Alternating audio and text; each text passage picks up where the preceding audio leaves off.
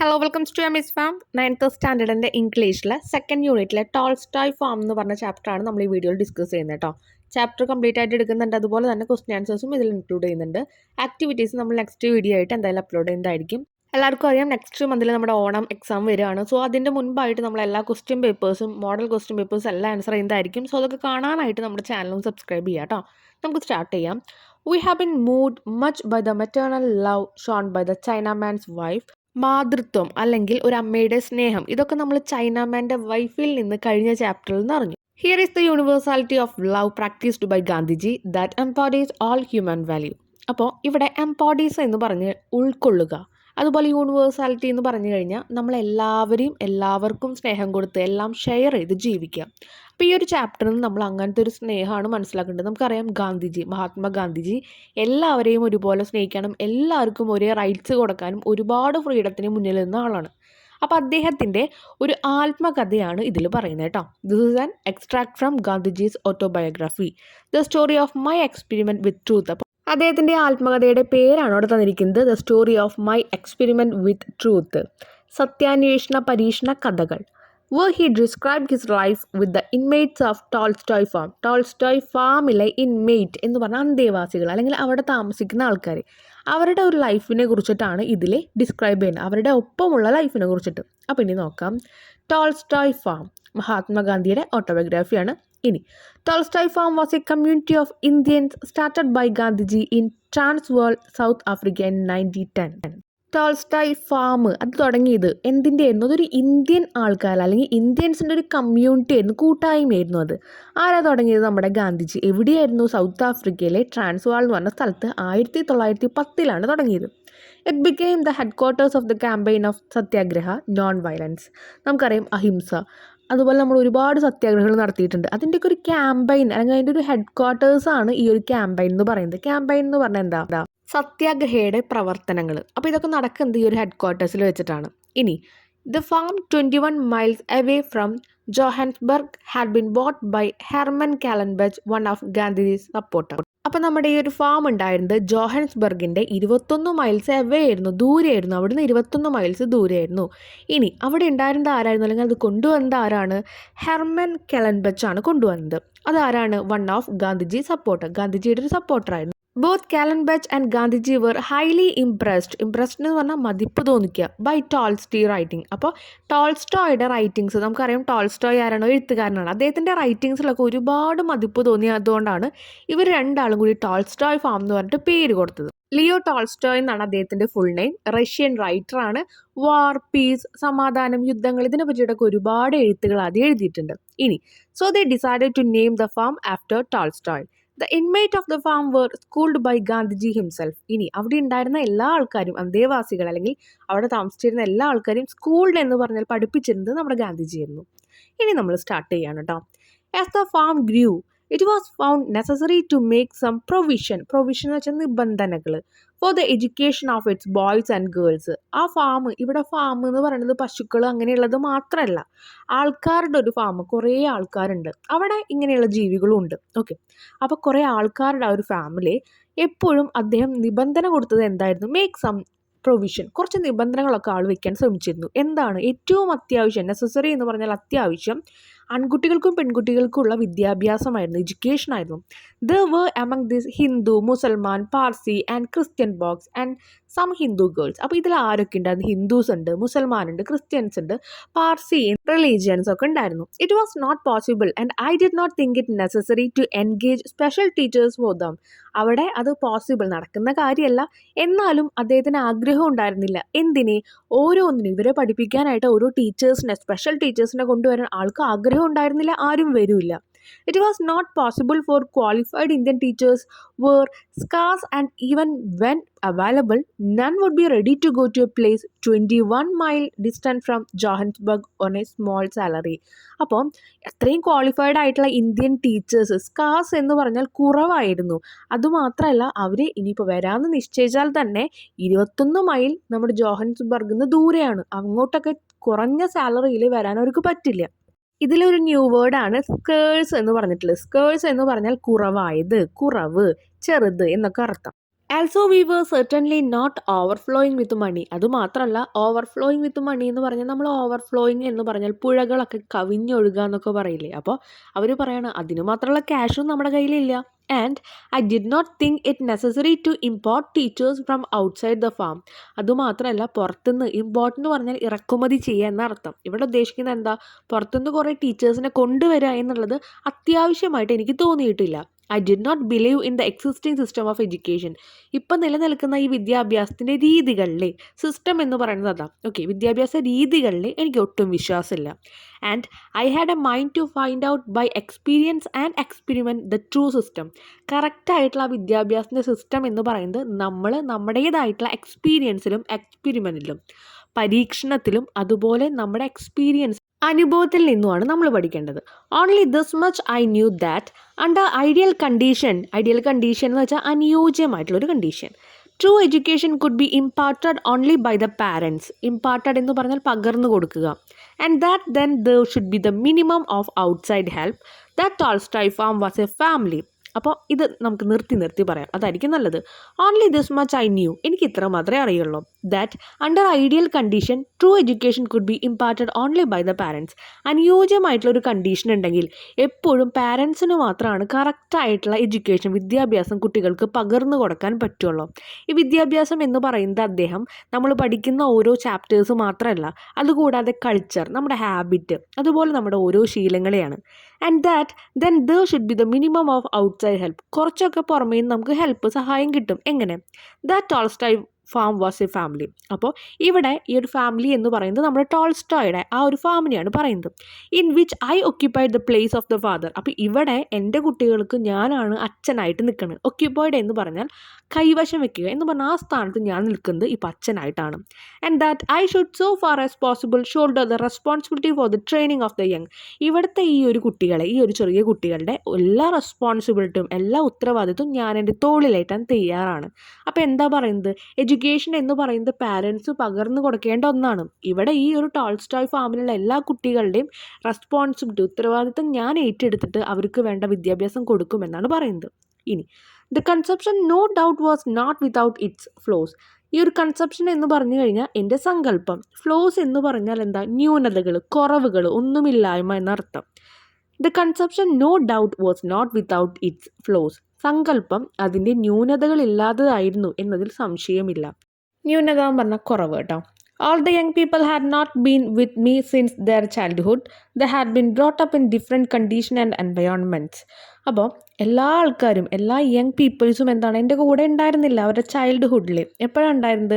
അവരെല്ലാവരും വരുന്നത് പല സ്ഥലത്തിൽ നിന്നാണ്, പല എൻവയോൺമെൻറ്റ്, പല ചുറ്റുപാടുകളിൽ നിന്നാണ് വരുന്നത്.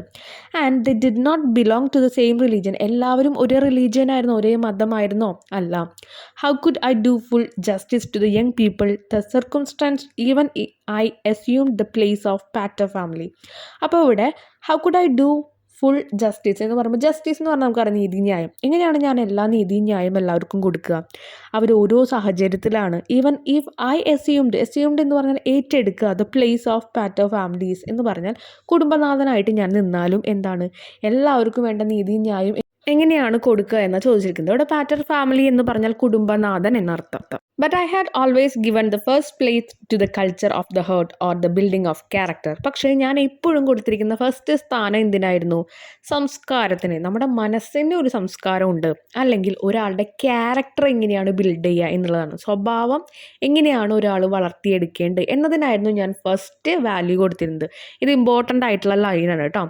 And as I felt confident that moral training could be given to all alike. അപ്പോൾ എല്ലാവർക്കും ഒരുപോലെ, മോറൽ എന്ന് പറഞ്ഞാൽ നമുക്കറിയാം ഗുണപാഠം, എന്തെങ്കിലും ഗുണപാഠം ഉണ്ടായിരിക്കും. അപ്പോൾ ഇദ്ദേഹം കുറേ എഡ്യൂക്കേഷൻ കൊടുക്കുക, കുറേ കാര്യങ്ങൾ പഠിപ്പിക്കുക എന്നതിലല്ല ഇൻട്രസ്റ്റ് കൊടുത്തത്, മറിച്ച് ഒരാളുടെ ക്യാരക്ടർ, സ്വഭാവം എങ്ങനെ ബിൽഡ് ചെയ്യണം, ഒരാൾക്ക് നല്ല രീതിയിൽ ഗുണപാഠങ്ങളോട് കൂടി കാര്യങ്ങൾ എങ്ങനെ പഠിപ്പിച്ചു കൊടുക്കണം, അതിലായിരുന്നു. No matter how different their ages and their upbringing എന്ന് വെച്ചാൽ അവരെങ്ങനെ വളർത്തി എന്ന് അദ്ദേഹം നോക്കുന്നില്ല, അവരുടെ ഏജ് എന്താണ്, വയസ്സ് എന്താണെന്ന് നോക്കുന്നില്ല. പക്ഷെ എല്ലാവർക്കും ഒരുപോലെ ഇതിനുള്ള ഈ ഒരു ക്യാരക്ടർ വളർത്തിയെടുക്കാനുള്ള സ്വഭാവം, അതുപോലെ നല്ല മോറൽ വാല്യൂസ് ഗുണപാഠങ്ങളും കൊടുക്കുന്നുണ്ട്. I decided to live amongst them all the 24 hours of the day as their father. ഒരച്ഛനെ പോലെ 24 മണിക്കൂറും amongst എന്ന് പറഞ്ഞാൽ ഒരുമിച്ച് അവരുടെ കൂടെ നിൽക്കാൻ ഇദ്ദേഹം തീരുമാനിച്ചു. ഡിസൈഡഡ് നമുക്കറിയാം തീരുമാനിച്ചു. ഐ റിഗാർഡഡ് ഞാൻ കരുതിയിരുന്നത് character building as the proper foundation for the education and if the foundation was firmly laid. അപ്പോൾ ഇവിടെ പറയുന്നത് ഞാൻ കരുതിയിരുന്നത് ഒരാൾക്ക് ഏറ്റവും വലിയ ജീവിതത്തിൽ വേണ്ട എഡ്യൂക്കേഷൻ എന്ന് പറയുന്നത്, അല്ലെങ്കിൽ എഡ്യൂക്കേഷന് വേണ്ടത് ഒരു പ്രോപ്പറായിട്ടുള്ള ഫൗണ്ടേഷനാണ്. നമുക്കറിയാം നല്ലൊരു ക്യാരക്ടർ ഉണ്ടെങ്കിൽ ഒരു അടിസ്ഥാനമുള്ള ഫൗണ്ടേഷൻ വാസ് ഫേംലി ലെയ്ഡ്, ദൃഢമായിട്ട് തന്നെ അത് ഞാൻ പണിയാൻ എല്ലാവരിലും ആഗ്രഹിച്ചു. I was sure that the children could learn all the other things themselves or with the assistance of friends. എനിക്കറിയാം അവരെല്ലാവരും എന്തു ചെയ്യും, ഈ കാര്യങ്ങളെല്ലാവരും പഠിക്കും.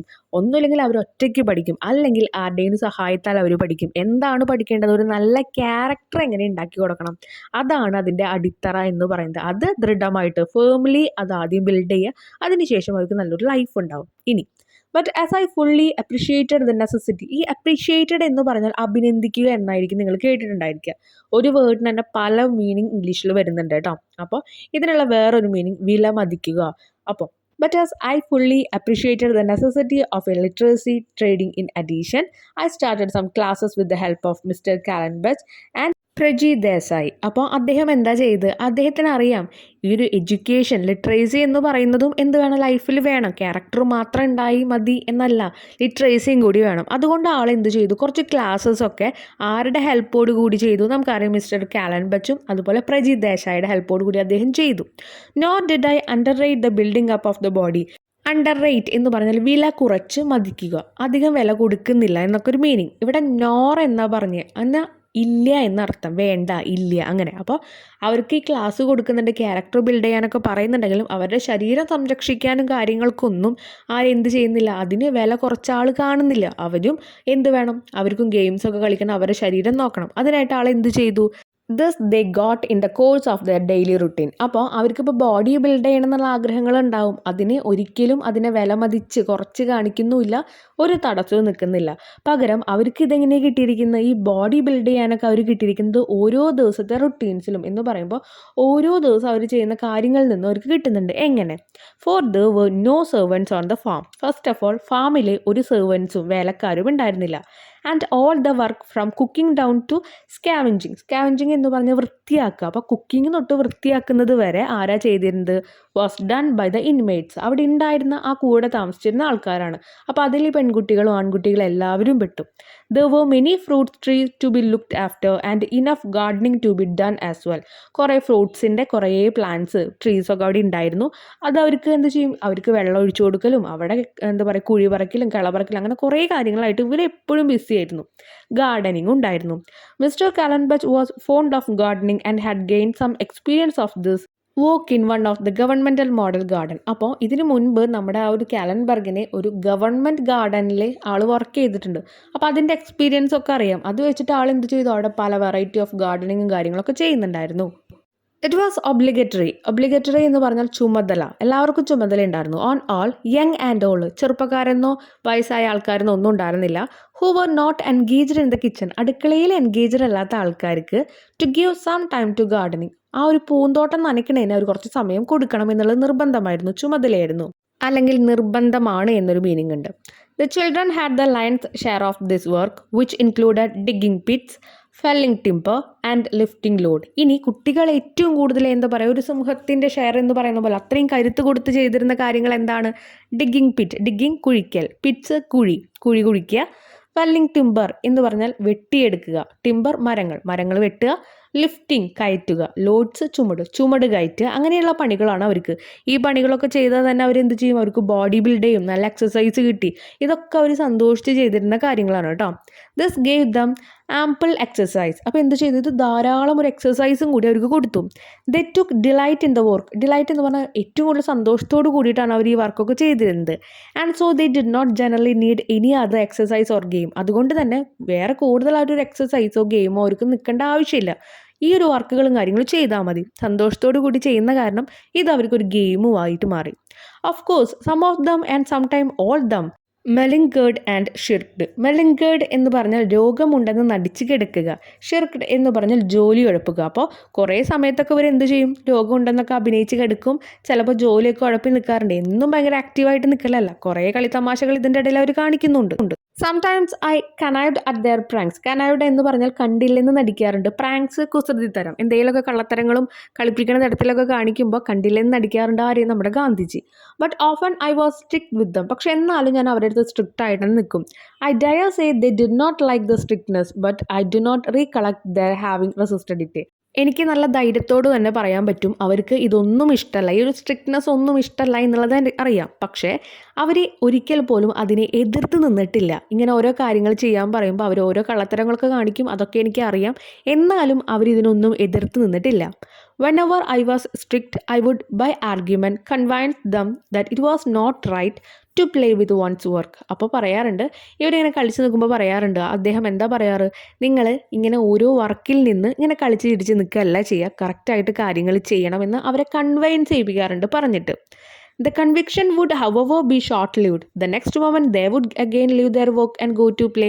നമുക്കറിയാം, നമുക്കിപ്പോൾ പാരൻസൊക്കെ നമ്മളെ ചീത്ത പറഞ്ഞു കഴിഞ്ഞാൽ ആ കുറച്ച് സമയം നമ്മൾ നല്ല കുട്ടിയെ അനുസരിച്ച് നിൽക്കും, പിന്നെയും നമ്മൾ എന്ത് ചെയ്യും, അതേ കാര്യങ്ങൾ തന്നെ ചെയ്യും. അതുപോലെ തന്നെയാണ് ഇവർ ഇവിടെയും ചെയ്തത്. കുറച്ച് നേരം കേട്ടുന്നു, വീണ്ടും അവർ പഴയ കാര്യം തന്നെ ചെയ്യണം. All the same we got along and at any rate they build up fine physique. പക്ഷേ എന്തൊക്കെ പറഞ്ഞാലും അവർ ഈ കാര്യങ്ങളൊക്കെ ചെയ്യുന്നതോട് കൂടി നല്ലൊരു ഫിസിക്യൂ എന്ന് പറഞ്ഞാൽ എന്താണ്, നല്ലൊരു ശരീരം തന്നെ അവർക്ക് ബിൽഡ് ചെയ്യാൻ പറ്റും. There was scarcely any illness on the farm. ഈ ഒരു scarcely എന്ന് പറഞ്ഞാൽ കുറവായിരുന്നു നമ്മൾ പറഞ്ഞത്.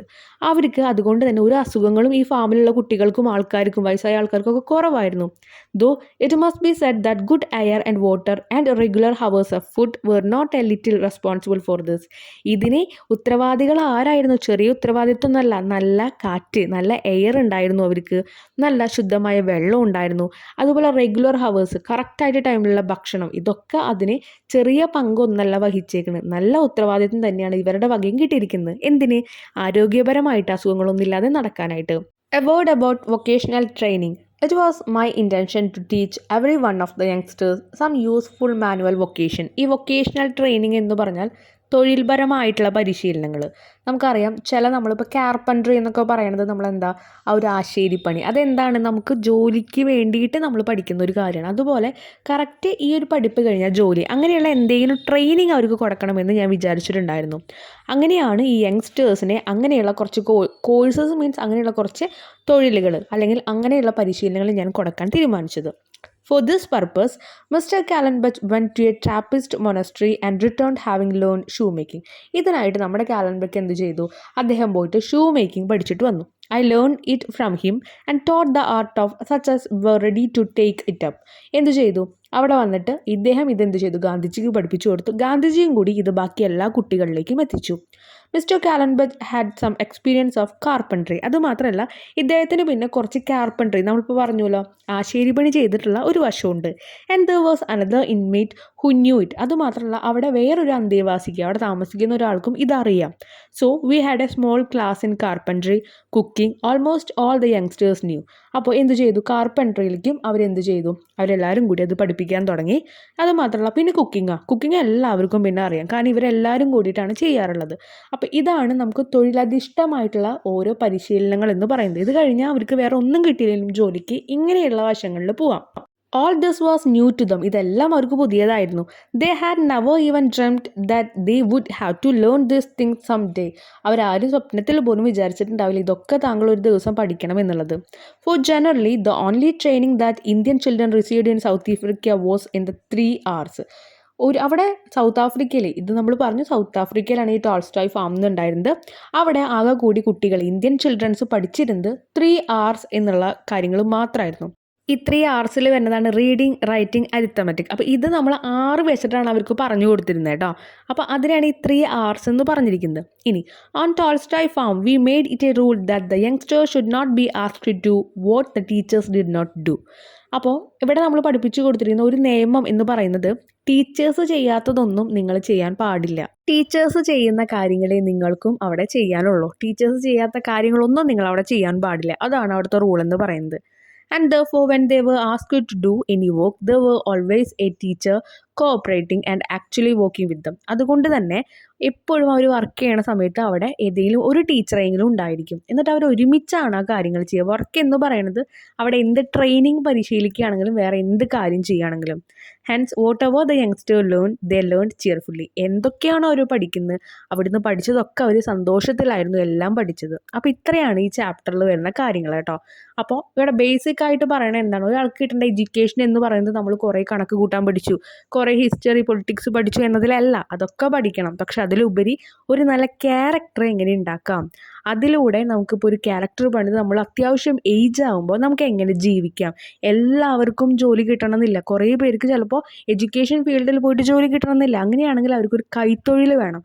അതും കൂടി നമ്മുടെ ഗാന്ധിജി അന്നത്തെ കാലത്ത് കേട്ടോ അത് പഠിപ്പിച്ചു കൊടുത്തിട്ടുണ്ടായിരുന്നു.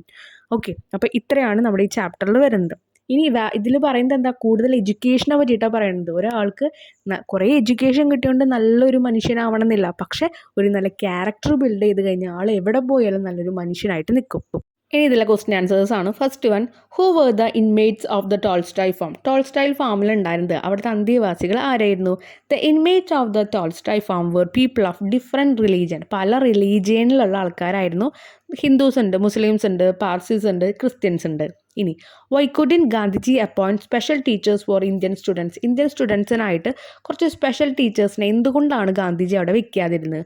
Because he could not afford to pay the decent salary. നല്ലൊരു സാലറി, തരക്കേടില്ലാത്തൊരു സാലറി കൊടുക്കാൻ അന്ന് അഫോർഡ് ചെയ്യാൻ പറ്റില്ല, കയ്യിലുണ്ടായിരുന്നില്ല ആൾക്ക്. Moreover he did not like the existing system of education. അതിനേക്കാൾ കൂടുതൽ ഇപ്പോഴത്തെ ഒരു അന്നത്തെ എഡ്യൂക്കേഷൻ ഉണ്ടല്ലോ, റീഡിങ് റൈറ്റിംഗ്, നമ്മൾ അരിത്തമാറ്റിക് എന്നൊക്കെ പറയുന്നത് വായിക്കാനും എഴുതാനും അതുപോലെ കുറച്ച് കണക്കുകളും, അങ്ങനെയല്ല, അതിനോട് ആൾ യോജിക്കുന്നുണ്ടായിരുന്നില്ല. He wanted to experiment something new. എന്തെങ്കിലും പുതുതായിട്ട് ആൾക്ക് അവിടെ പരീക്ഷണം നടത്തണമായിരുന്നു. അതുകൊണ്ടാണ് ആൾ എന്ത് ചെയ്തത്, കുറേ അനുഭവങ്ങളിൽ നിന്നും പരീക്ഷണങ്ങളിൽ നിന്നും കുട്ടികളെ പഠിപ്പിക്കാൻ തുടങ്ങിയത്, ക്യാരക്ടർ ബിൽഡ് ചെയ്യാൻ തുടങ്ങിയത്. ഇനി third one, what did Gandhiji regard as the proper foundation for the education of the children. എന്താണ് നമ്മുടെ ഗാന്ധിജി കരുതിയിരുന്നത് ഒരാൾക്ക് നല്ലൊരു എഡ്യൂക്കേഷൻ കിട്ടി എന്ന് പറയുന്നത് എങ്ങനെയാണ്, എന്തിൻ്റെ പ്രോപ്പറിലാണ്? He regarded character building as the proper foundation for the education of the character. ഒരു കുട്ടിയുടെ വിദ്യാഭ്യാസം പ്രോപ്പറായിട്ട് ഫൗണ്ട് ചെയ്യുക എന്ന് പറയുമ്പോൾ, ഉണ്ടാക്കുക എന്ന് പറയുന്നത് ആളുടെ ക്യാരക്ടർ ബിൽഡ് ചെയ്യുക എന്നതിലാണ്. അതാണ് ഗാന്ധിജിയുടെ കരുതലുകൾ. Fourth one, who assisted Gandhiji in literacy training. Literacy ട്രെയിനിങ്ങിൽ ആരാണ് ഗാന്ധിജിനെ അസിസ്റ്റ് ചെയ്തത്? മിസ്റ്റർ കാലൻ ബജും അതുപോലെ തന്നെ പ്രാജി ദേശായിയാണ് അവിടെ ഹെൽപ്പ് ചെയ്തത്. ഇനി what training was given to children to all ages in the farm. ഫാമിലെ എല്ലാ ഏജസ് ആയിട്ടുള്ള, ഇന്ന ഏജ് ഇത്ര ഏജ് എന്നൊന്നുമില്ല, എത്ര ഏജ് ആയിട്ടുള്ള ആൾക്കാർക്കായാലും ഏജ് കുറഞ്ഞ ആൾക്കാർക്കായാലും എന്ത് ട്രെയിനിങ് ആണ് കൊടുത്തത്? The children of all ages in the farm were given moral training. എല്ലാ കാര്യത്തിലും ചെയ്യുന്നതിന് ഒരു ഗുണപാഠമാണ് എല്ലാവർക്കും കൊടുത്തത്. Next, what were the different type of work in the Tolstoy farm. Tolstoy ഫാമിലുണ്ടായിരുന്ന പലതരം ജോലികൾ എന്തായിരുന്നു? The different kinds of work in the Tolstoy farm were cooking ഉണ്ടായിരുന്നു, ഡിഗിങ് പിറ്റ്, എന്താണ് കുഴി കുഴിക്കലുണ്ടായിരുന്നു, ഫെല്ലിംഗ് ടിമ്പർ, മരങ്ങൾ വെട്ടലുണ്ടായിരുന്നു, ലിഫ്റ്റിംഗ് ലോഡ്, കുറേ ഭാരങ്ങൾ ചുമക്കലുണ്ടായിരുന്നു, ആൻഡ് ഗാർഡനിങ്, പൂന്തോട്ടം നനയ്ക്കലുണ്ടായിരുന്നു. ഇതാണ് അവിടുത്തെ ജോലികൾ എന്ന് പറയുന്നത്. Seventh question, why was illness scarce on the farm. ആ ഫാമിലി ഇൽനെസ്, ഈ ഒരു കുട്ടികൾക്ക് ഉണ്ടാകുന്ന അസുഖങ്ങൾ വളരെയധികം കുറവായിരുന്നു. അതിനുള്ള കാരണം, illness was scarce in the farm because the inmate got good exercise by doing the various job. അവിടെ പല ജോലികളുണ്ട്. ആ ജോലികളൊക്കെ ചെയ്യുന്ന കാരണം അവിടെയുള്ള അന്തേവാസികൾക്ക് അധികം അസുഖങ്ങളൊന്നും വന്നിരുന്നില്ല. The jobs included cooking, digging pit, felling timber, lifting load and gardening. നമ്മൾ നേരത്തെ പറഞ്ഞ കാര്യങ്ങൾ തന്നെ. Eighth one, how did Gandhiji introduce vocational training in Tolstoy farm. Tolstoy ഫാമിൽ എങ്ങനെയാണ് ഗാന്ധിജി ഈ ഒരു, നമ്മൾ പറഞ്ഞു, തൊഴിലധിഷ്ഠമായിട്ടുള്ള പരിശീലനങ്ങൾ അതെങ്ങനെയാണ് ഇൻട്രൊഡ്യൂസ് ചെയ്ത് കൊണ്ടുവന്നത്? By teaching the inmate how to make shoes and also carpentry. കൊണ്ടുവന്ന ആദ്യം ഷൂസ് ഉണ്ടാക്കാൻ എങ്ങനെയാണെന്നുള്ളത് പഠിപ്പിച്ചു കൊടുത്തു, പിന്നെ കാർപ്പൻട്രി, ആശേരിപ്പണി പഠിപ്പിച്ചു കൊടുത്തു. 10th question, what made learning a cheerful experience for children in the farm. ആ ഫാമിലുള്ള ചിൽഡ്രനെ പഠിക്കുക എന്നുള്ളത് ഏറ്റവും സന്തോഷകരമായിട്ടുള്ള അല്ലെങ്കിൽ ഏറ്റവും മനോഹരമായിട്ടുള്ള ഒരു എക്സ്പീരിയൻസ് ആയിട്ട്, അനുഭവമായിട്ട് അവർക്ക് ഫീൽ ചെയ്തു. അതെങ്ങനെയാണ്? Active participation in the work by the teachers. ടീച്ചേഴ്സും കൂടി അവർ ചെയ്യുന്ന കാര്യങ്ങളിൽ പങ്കെടുക്കുമ്പോഴാണ് അവർക്ക് അത് ഭയങ്കര സന്തോഷമുള്ള അനുഭവങ്ങളായിട്ട് മാറുന്നത്. Made learning A cheerful experience for the children in the farm. അപ്പോൾ ടീച്ചേഴ്സും കൂടി പങ്കെടുക്കുമ്പോഴാണ് അത് മനോഹരമാകുന്നത്. അപ്പോൾ ഇതോട് കൂടിയിട്ട് നമ്മുടെ ഈ ചാപ്റ്ററിൻ്റെ എക്സ്പ്ലനേഷനും കഴിഞ്ഞ് ക്വസ്റ്റ്യൻ ആൻസറും കംപ്ലീറ്റ് ആയിട്ടോ. അപ്പോൾ ഞാനിപ്പോൾ ഒരു ഷീറ്റിൽ തന്നെ എല്ലാം കൂടി ഇൻക്ലൂഡ് ചെയ്തത്. ഇനി നമ്മളിത് ഓരോ പിക്ചേഴ്സ് കൂട്ടും തോറും നിങ്ങളുടെ വീഡിയോൻ്റെ ലെങ്ത്ത് കൂടും. എനിക്കറിയാം വീഡിയോൻ്റെ ലെങ്ത് കൂടുമ്പോൾ നിങ്ങൾക്ക് കാണാനുള്ള ഇൻട്രസ്റ്റ് കുറയും. അപ്പോൾ അതിനായിട്ടാണ് ഞാൻ ഇത്ര ഷോർട്ട് ആക്കിയിട്ട് കൊടുത്തിരിക്കുന്നത് കേട്ടോ. പിന്നെ കുറേ ഇതിൽ കണ്ട് കുറേ ആൾക്കാർ കമൻറ്റ്സ് ഇട്ടിട്ടുണ്ട് ആൻസേഴ്സൊക്കെ ഭയങ്കര വലുതാണ്. പക്ഷേ അത്ര വലുതൊന്നുമില്ല. നമ്മൾ പഠിച്ച കാര്യങ്ങൾ തന്നെ ഷോർട്ടാക്കിയിട്ടാണ് നിങ്ങൾക്ക് തരുന്നത്. അതുകൊണ്ടാണ് കുറച്ചും കൂടി ഒന്ന് കുറച്ചിരിക്കുന്നത് കേട്ടോ. അപ്പോൾ ഇതോട് കൂടിയിട്ട് നമ്മുടെ ഈ ചാപ്റ്ററോടെ കംപ്ലീറ്റ് ചെയ്യുകയാണ്. ഇനി ആക്ടിവിറ്റീസ് ഉണ്ട്, അത് എത്രയും പെട്ടെന്ന് നമ്മൾ അപ്ലോഡ് ചെയ്യും. ഓണം എക്സാം ആവാറായി. എല്ലാ ക്വസ്റ്റ്യൻ പേപ്പേഴ്സും നമ്മൾ അപ്ലോഡ് ചെയ്യുന്നുണ്ട്. നമ്മൾ അപ്ലോഡ് ചെയ്യുന്ന ക്വസ്റ്റ്യൻ പേപ്പേഴ്സിനൊക്കെ പ്രീവിയസ് ഇയർ ക്വസ്റ്റ്യൻ പേപ്പേഴ്സിനായാലും ക്വസ്റ്റ്യൻസ് റിപ്പീറ്റ് ചെയ്തിട്ട് വരാറുണ്ട് കേട്ടോ. സോ അതൊക്കെ കാണാനായിട്ട് നമ്മുടെ ചാനലും സബ്സ്ക്രൈബ് ചെയ്യാം. താങ്ക്